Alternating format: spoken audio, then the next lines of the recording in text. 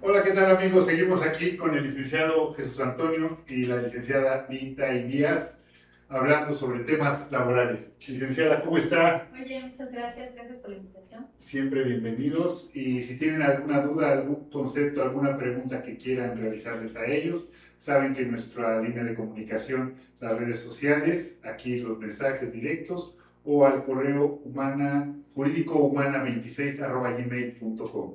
Licenciada Litay, ¿qué nos puede decir sobre las situaciones laborales en materia de género?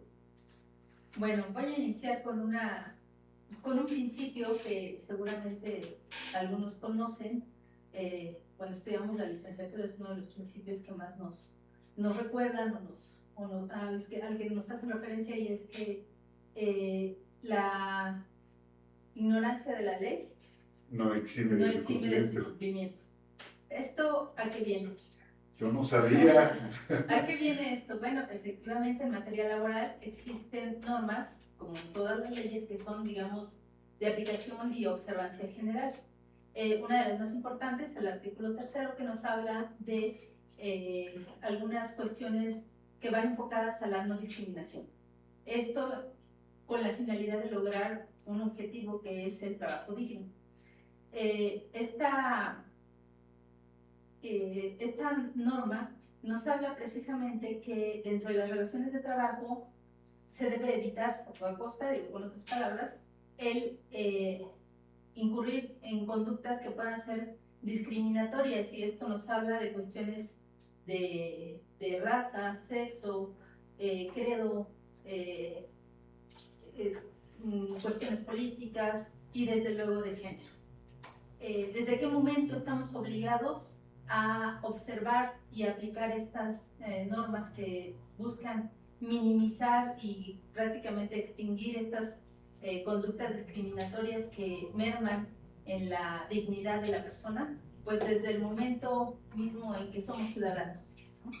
En que nacemos en este país, y por lo tanto se nos garantiza desde la Carta Magna que las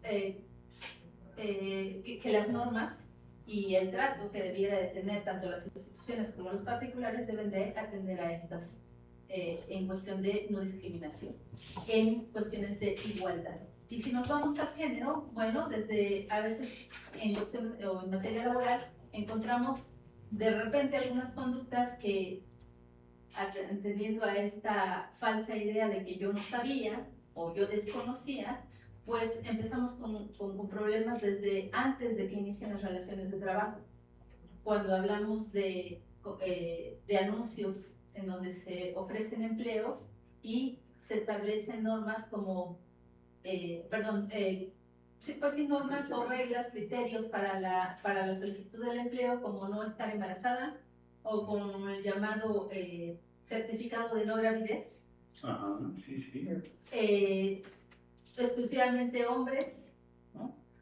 Y demás cuestiones o criterios que pudieran considerarse discriminatorios. ¿Cuál es la recomendación? Que eviten meter dentro de esas solicitudes, esas ofertas de trabajo, ese tipo de cuestiones, porque finalmente si el trabajo que se va a ofertar es un trabajo que evidentemente no puede realizar una mujer, pues el filtro no es la oferta de trabajo, sino la entrevista. Y en la entrevista es como parte de los requisitos para poder desarrollar la actividad para la cual se le está contratando de manera idónea. Desde luego, hombres y mujeres en cuanto a derechos y obligaciones somos iguales ante la ley, pero biológicamente pues no podemos comparar la fuerza física y la capacidad física de un hombre frente a la de una mujer. Claro. Así como tampoco podemos igualar en condiciones biológicas como puede ser el estado cuando están embarazadas las mujeres, pues los hombres nunca lo van a estar, ¿no? Entonces la ley, si bien es genérica, tiene que atender a esas diferencias que en este caso son biológicas y que no tienen nada que ver con la discriminación, sino con una realidad, y que se establecen precisamente normas específicamente para la protección, ojo aquí, de las mujeres trabajadoras, pero por su estado de embarazo, durante el tiempo que está embarazada. ¿Cuáles son estas normas distintas? Bueno, desde luego, el limitar el tipo de trabajos que pueden desarrollar durante el tiempo que está embarazada, los horarios en los que puede desarrollar sus actividades e incluso el ambiente de trabajo. ¿Esto por qué? Porque se va a proteger tanto la salud de la madre como del, dice la ley, del producto, ¿no? Es decir, del bebé. Y porque se tiene que priorizar el bienestar físico, la salud pues de estos dos seres, ¿no? Esto es por lógica, por sentido común, pero además la ley lo refuerza.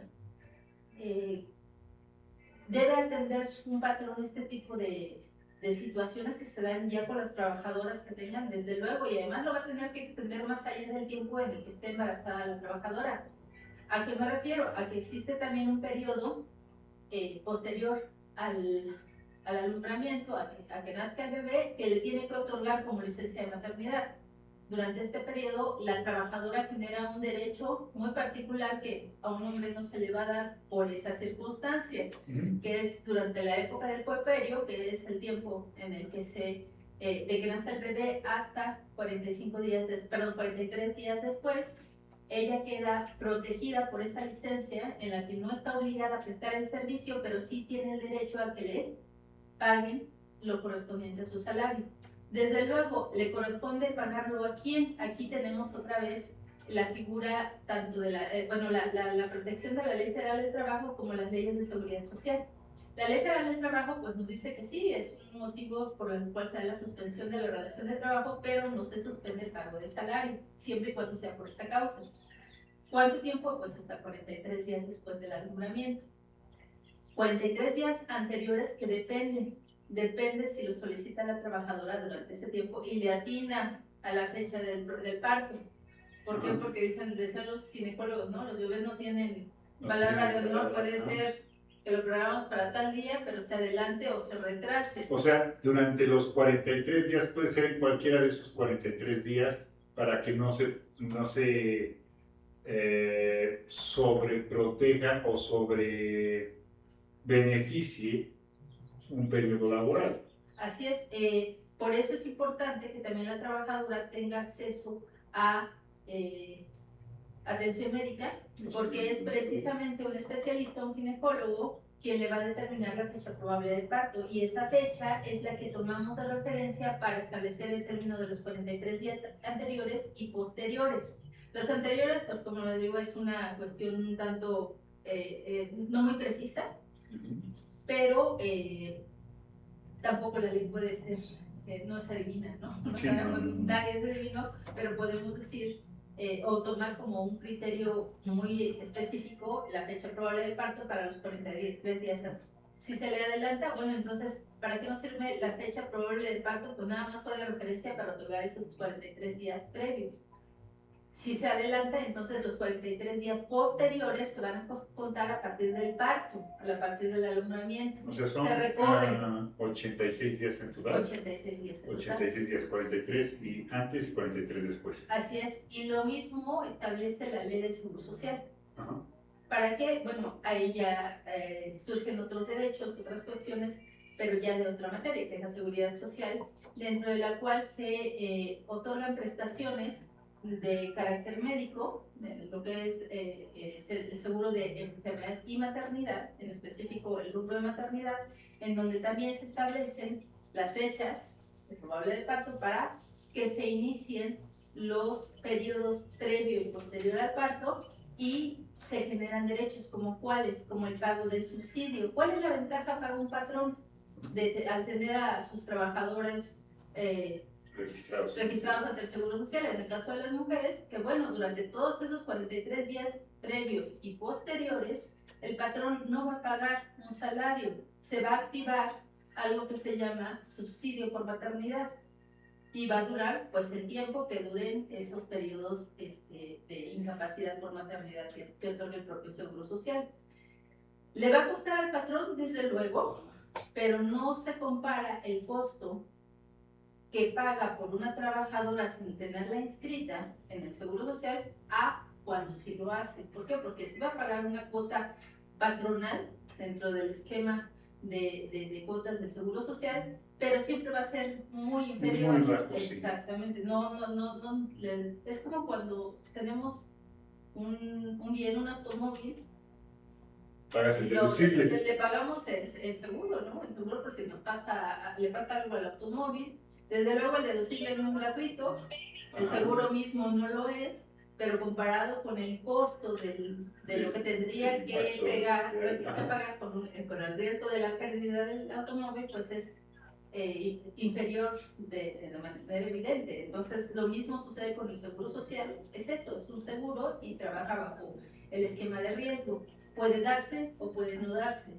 Si no se da, pues qué bueno para el trabajador, ¿no? Sí. Pero si se da, pues qué bueno para el patrón que lo tenga, ¿no? Entonces, eso es en cuanto a derechos que exclusivamente pues tienen las mujeres por su condición biológica y sobre todo en las cuestiones del tiempo, los periodos que tienen que ver con la reproducción.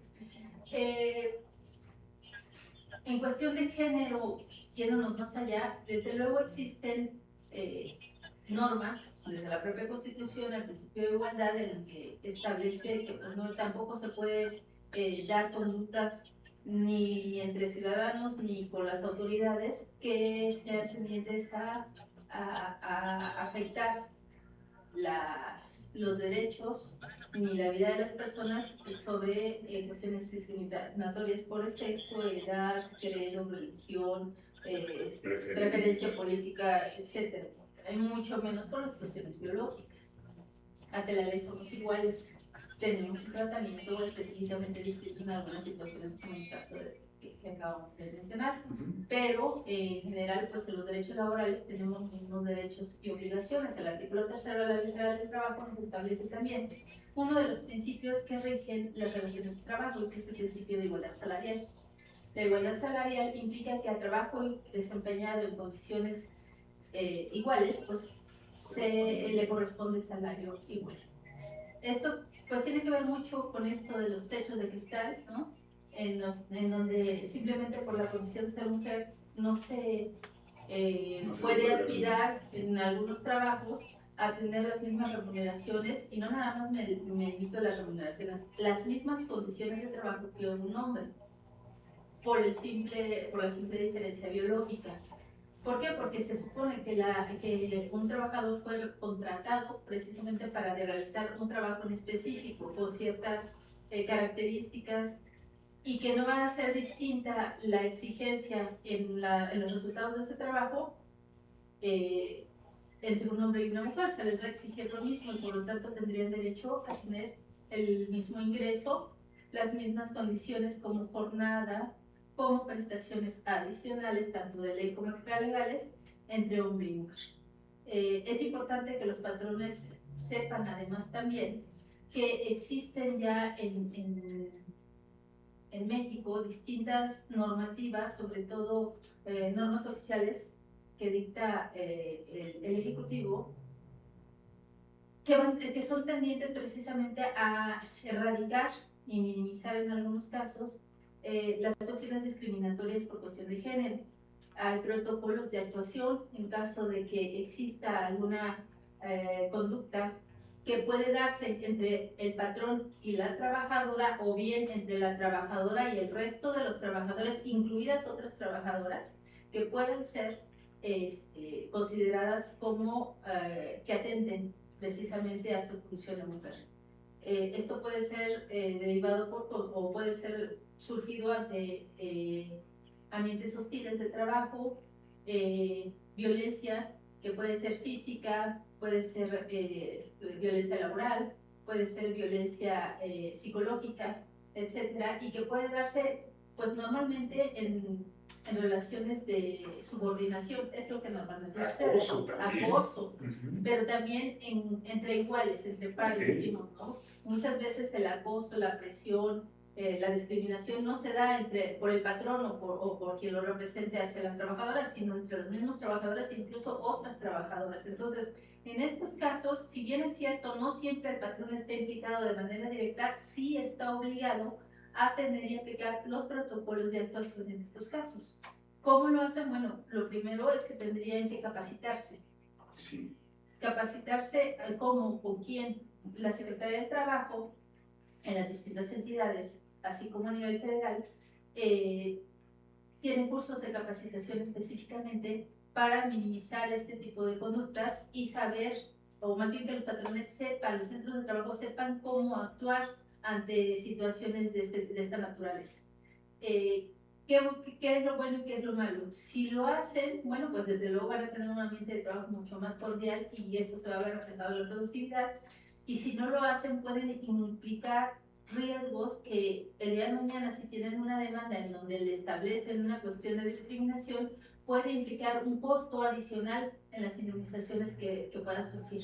Entonces, además de que incluso cuando salen los trabajadores, si les llegan a reclamar cuestiones de género, las autoridades jurisdiccionales están obligadas a aplicar también ciertos protocolos en cuanto a la cómo dicten sus sentencias y en cuanto a cómo actúen durante todo el procedimiento, y pueden obligar como una medida de reparación a los patrones e incluso al resto del centro de trabajo a realizar algunas acciones tendientes a desaparecer estas conductas. Es decir, los pueden obligar a tomar cursos, además a acreditar que lo están haciendo y pues todo lo que se le pueda ocurrir al juez, justificar qué es lo que están haciendo para erradicar este tipo de conductas o mejorar el ambiente de trabajo. Y eso pues les implica un gasto adicional. Muchas acciones hay que realizar para poder darle seguimiento a mantener a una empresa en orden y apegada siempre a derecho, siempre dentro del margen legal. Licenciada Itay, ¿nos puede dar su teléfono o la dirección donde pudiéramos contactar por alguna duda? Bueno, nuestra dirección, estamos en Venustiano Carranza, Oriente, número 613, en Toluca. Y estamos en los teléfonos 72 29 36 40 17 y 72 29 36 40 18. Pues en horario de oficina, de lunes a viernes, de las 9 a las 4 de la tarde, a sus órdenes estamos. Gracias, licenciado. ¿Algún correo electrónico o los teléfonos únicamente? Bueno, nuestro correo electrónico es asesoríalamx@gmail.com. Ahí pueden solicitar consultas, pueden solicitar audiencias, pueden solicitar citas, pueden solicitar reuniones para ir aclarando temas. Y si tú eres empresario, si tú eres abogado, si tú eres una persona trabajadora y necesitas el respaldo de la jurisprudencia, de la jurisdicción, de los especialistas en derecho laboral, aquí te dejo a dos personas que son realmente sorprendentes y que conocen y sobre todo que estudian los conceptos para una buena defensa, ya sea del lado del trabajador o del lado del patrón, porque son dos vertientes diferentes. Y tú, que estás de aquel lado, puedes utilizarlo. Nuevamente, si me pueden repetir los teléfonos. Claro que sí, 7229 3640 17 y 7229 3640 18.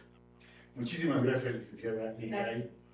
Muchas gracias por acompañarnos y les vamos a seguir pidiendo, licenciado Jesús Antonio, que nos sigan acompañando aquí, que traigan todos los temas que quieran. Seguramente vamos a recibir algunos comentarios por correo electrónico en jurídicohumana26@gmail.com. Aquí nos pueden escribir para consultar y les traemos nuevamente a los especialistas en derecho laboral para que les resuelvan sus dudas.